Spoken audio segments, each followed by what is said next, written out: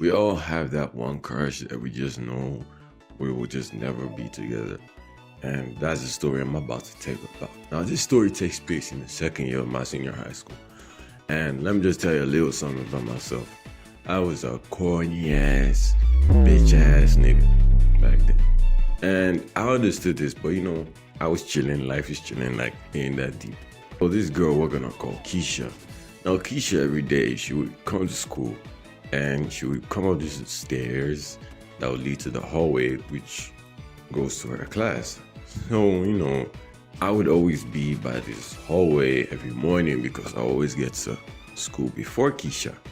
Now, me and Keisha weren't really friends. We were just kind of like, hey, hi, that type shit. And it was cool that way until one day I just decided I must start flirting with Keisha. Now, Keisha's low-key kind of bad. She low-key fine as hell, and she wasn't doing all this extra shit that all these other girls were doing at the time. So, I found that attractive about her. And I just knew that there was nothing that was gonna be between any of us because Keisha was just way out of my league. But hey, I was just doing it for fun. And every day when she would come up the stairs to the hallway, I would go and meet Keisha and hug her and I'd be like, yo, what's up? And I'll just start flirting with her, and it was a vibe. And like I said, I didn't think much of it until one day I was chilling in my class and this girl we're gonna call Gigi comes in. She comes and meets me and she's like, yo, have you ever heard that Keisha likes you? And I'm like, nah, I didn't hear nothing like that. And she's like, that's all I need to know. And she leaves. Now, at the time, I didn't really think much of it until like 20 minutes later, and our next teacher has already come in at this point. I can't remember what we're teaching. I think it was marketing because I was trying to learn to sell niggas, you know what I'm saying? And the pieces started clicking in my head like, oh my God, she just low-key told me that Keisha likes me. So all of a sudden, I start tweaking, I start thinking, my mind is going through so many places. And this class that's supposed to be like for 30 minutes feels like hours. Eventually, the class is over and I hop out that jump and I head straight to Gigi's class. Now, Gigi and Keisha were in the same classroom, so I go meet Gigi first, and I'm like, yo, what's up? What was that about? And she's like, I should go meet Keisha. I go meet Keisha, and Keisha was like, oh, she thought that Gigi was the one who snitched to me that she liked me. You understand? And I was like, nah, I didn't even hear that you liked me like that. And I was like, so you like me? She was like, yeah. And, I didn't really try to make it a big deal. I was just, acting cool. But in my mind, I know this is a green light for the go. So, we chop it up a little bit and eventually I just head out.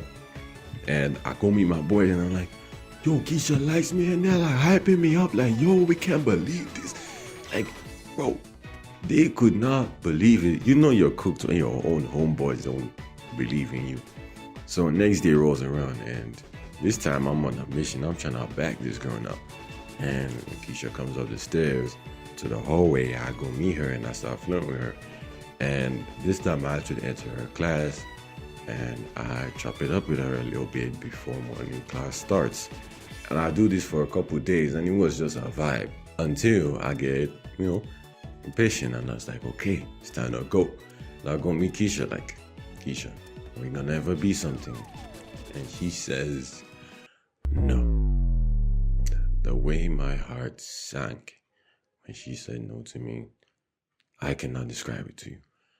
But she starts going off on a rant and she's like, oh, she feels like she's not ready for a relationship, which is cap by the way, but I'll get to that in a minute.